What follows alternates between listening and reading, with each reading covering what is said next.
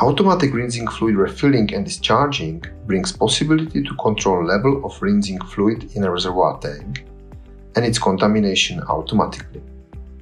Due to setup number of rinsing cycles or reach level of conductivity, cleaning system automatically drains used water out from the reservoir tank and refills the tank with fresh deionized water.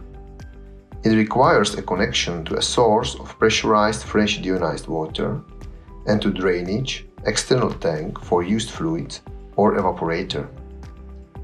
Based on the signal from level sensor in the reservoir tank, it also refills the tank back to a maximum level when it is needed.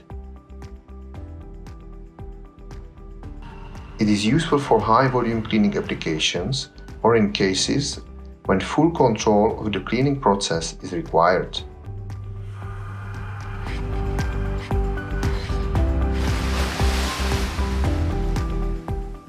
Simply better solutions.